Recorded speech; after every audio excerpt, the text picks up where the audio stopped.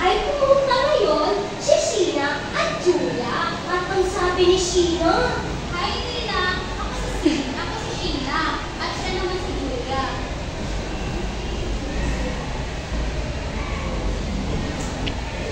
at karugtong pa nito ay, pwede ba kami makipaglaro sa iyo, Nina?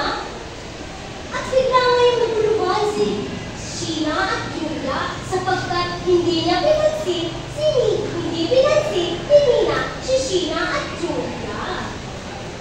Sapagkat nga naman ang sinabi ng kanilang isang bagong mag-aaral na si Jeff ay isang harang artistic, si Nina. Subalit, maya-maya nang makita nila si Jeff ay kinausap nila ito na may halong pagtatanong sa kanilang isip at ang sabi, Jeff, bakit ganun? Ang sabi ni Nina, bakit hindi mo pinapansin ni Nina?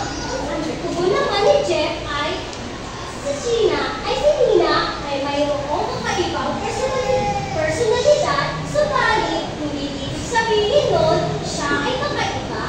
Siya ay parehas din natin na kaya makipaghalubilo at kaya makipag-usap sa pamamagitan ng kanyang mga lingwahe. At yun na nga ang pagkukulay at ang paglalaro ng popsicle stick.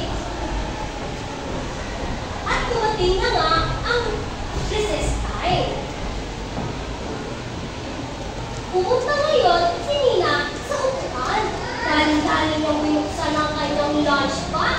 Subalit, bigla siyang nagalit at nagsisisigaw. Ang sabi niya, nasaan ang cheese? Nasaan ang cheese? Sa paborito ko, egg sandwich. Sling. At nasa likod naman, si Sheena at Julia.